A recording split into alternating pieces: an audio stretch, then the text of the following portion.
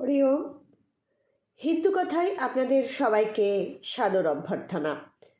আজকে যে তথ্যটি প্রদান করব সেটি হলো নাম জপ মনে মনে করা উচিত, বা ঠোঁটটা নড়ছে, অপরে বুঝতে পারছে আপনি কিছু বলছেন, এইভাবে করা উচিত, না জোরে জোরে, কোনটা শ্রেষ্ঠ, কি বলছে আমাদের শাস্ত্র, সেই সম্পর্কে আপনাদেরকে আমরা জানাবো। তার আগে অবশ্যই আপনাদেরকে অনুরোধ করব, চ্যানেলটিকে সাবস্ক্রাইব করে পাশে থাকা বেল আইকনটি ক্লিক করবেন। আমাদের ভিডিও ভালো লাগলে লাইক করবেন, শেয়ার করবেন, ভিডিওটি শেষ পর্যন্ত অবশ্যই দেখবেন। চলুন আমরা জেনে নিই যে নাম জপ কীভাবে করা যায়। দেখুন, প্রথমেই বলবো, আমাদের শাস্ত্রে বর্ণনা করা আছে যে জপ 3 প্রকারের করা যায়, অর্থাৎ আপনি 3 প্রকারের জপ করতে পারেন। সেই 3 প্রকার জপের নাম হচ্ছে বাচিক, উপাংশু এবং মানসিক। এই বাচিক কাকে বলা হয়, বাচিক জপ, উপাংশু জপ কি, বা মানসিক জপ কোনটি? যখন আপনি মন্ত্র জপ করছেন, আপনি যে কোনো দেবদেবীরই মন্ত্র জপ করছেন, সেটি গুরু মন্ত্র হোক বা বিশেষ কোনো ইচ্ছার বশবর্তী হয়ে আপনি করছেন কোনো মন্ত্র জপ, বা আপনি কোনো মনের অভিলাষ না নিয়ে কোনো মন্ত্র জপ করছেন আপনার ইষ্টদেবকে সন্তুষ্ট করার জন্য, তুষ্ট করার জন্য, তার কৃপা লাভ করার জন্য, আশীর্বাদ লাভ করার জন্য, তার সান্নিধ্যে থাকার জন্য, তার সাথে একাত্ম হওয়ার জন্য, তখন সেই যে জপ করছেন সেটি যদি একদম চুপ করে আপনি করেন, সেটা হচ্ছে মানসিক জপ। অর্থাৎ আপনি বসে আছেন, হয়তো কোনো সবাই কথা বলছে, আপনি শুনছেন, কিন্তু মনে মনে আপনার জপ চলছে, মনে মনে ইষ্টদেবের আপনি স্মরণ করে যাচ্ছেন। প্রত্যেকেরই উচিত যে কোনো কাজ অবশ্যই তো ইষ্টদেবকে স্মরণ করে তাকে উৎসর্গ করে যে কোনো কাজ শুরু করা উচিত, এবং সর্বদা তাকে স্মরণ করা উচিত। কেননা কে জানে মৃত্যুদূত কখন এসে আমাদের এই প্রাণটিকে নিয়ে যাবে। আর সেই সময় যদি আমি আমার ইষ্টদেব, আমার ভগবানের, পরমাত্মা, পরমেশ্বরের স্মরণ না করতে পারি, তাহলে অধোগতি লাভ হবে, তাই না?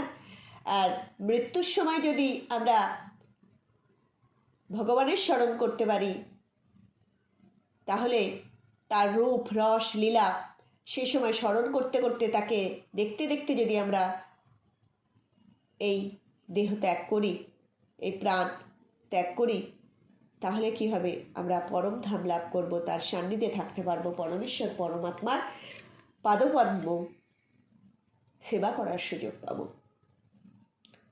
তাই প্রত্যেক মানুষেরই উচিত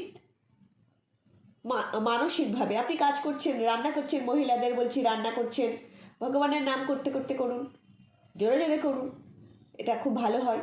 কেননা ভগবানের নাম করে যখন আপনি রান্না করবেন, তখন সেটি কি হবে? সেটি কিন্তু মহাপ্রসাদ পরিণত হয়ে যাবে, সামান্য খাদ্য থাকবে না। ভগবানের নাম করতে করতে আপনি যে কাজই করবেন, সেই কাজটি দেখবেন আরও সুচারুভাবে করতে পারবেন, এবং সেটির মধ্যে কোনো নেগেটিভিটি থাকবে না, সেটির মধ্যে কৃপা থাকবে ভগবানের। তাই মানসিক জপ একদম কেউ বুঝতে পারবে না আপনার মনের মধ্যে কি চলছে, আপনি করতে পারেন। এটি 1 নম্বর মানসিক জপ। 2 নম্বর বলবো উপাংশু জপ। উপাংশু জপ হচ্ছে যে মন্ত্র আপনি ঠোঁটটা নাড়াচ্ছেন, হৃদয়ে চলছে। আপনি সে হরে কৃষ্ণ মহামন্ত্রই জপ করুন না কেন, হরে কৃষ্ণ কৃষ্ণ কৃষ্ণ হরে হরে, হরে রাম রাম রাম হরে হরে, রাধে রাধে বা রাধেশ্যাম বা সীতারাম সীতারাম, রাম রাম রাম রাম রাম রাম, এমনই এক মহামন্ত্র। আপনারা বিষ্ণু সহস্র নাম জানেন, অর্থাৎ শ্রী বিষ্ণুর 1000 নাম। আপনি যদি সময়ের অভাবে যদি না স্মরণ করতে পারেন, না পাঠ করতে পারেন, তাহলে যদি রাম রাম বলেন, 2 বার রাম রাম বলেন, তাতেও কিন্তু 1 বার বিষ্ণু সহস্র নাম পাঠ করার সমান ফল লাভ করা যায়। রাম রাম এর মধ্যেই আদি অন্ত সমস্ত কিছু। তাই রাম নাম জপ করে আপনি কিন্তু এই মহা সুযোগ লাভ করতে পারেন। এটি হচ্ছে উপাংশু জপ। এরপরে বলবো যে জোরে জোরে নাম করছেন হরে কৃষ্ণ কৃষ্ণ কৃষ্ণ হরে হরে, হরে রাম রাম রাম হরে হরে, রাধে শ্যাম সীতারাম সীতারাম, রাধে শ্যাম সীতারাম সীতারাম। আপনি ভগবানকে আপনি স্মরণ করছেন জোরে জোরে। এতে কি লাভ হয় জানেন? আপনি তো লাভবানই হচ্ছেন, কিন্তু আশেপাশে তো অনেক মানুষজন আছে, তাদের কানেও যাচ্ছে, তাদের কানের মধ্যে দিয়ে তাদের হৃদয়ে যাচ্ছে। আপনি তো মানসিকভাবে এটি স্মরণ বলছেনই।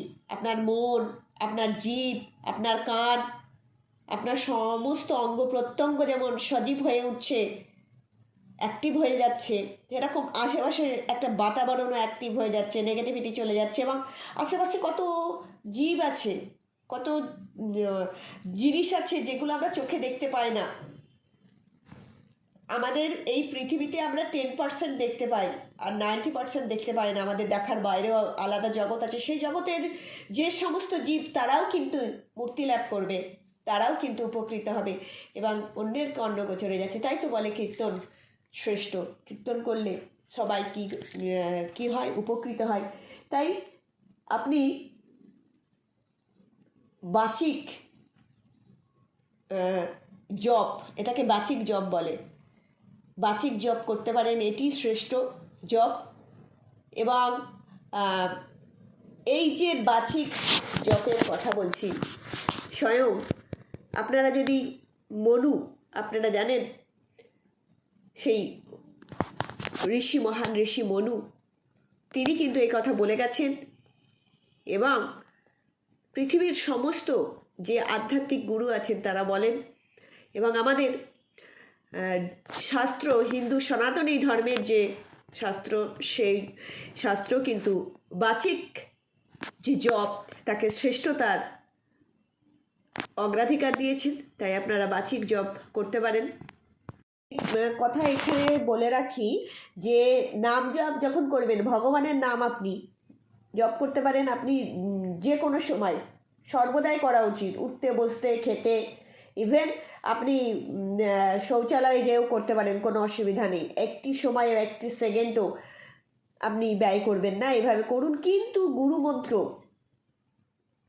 আপনি কিন্তু আসনে বসে শুদ্ধভাবেই আপনাকে করতে হবে। এক জায়গায় বসে আপনি চলতে ফিরতে গুরুমন্ত্র জপ করতে পারেন না।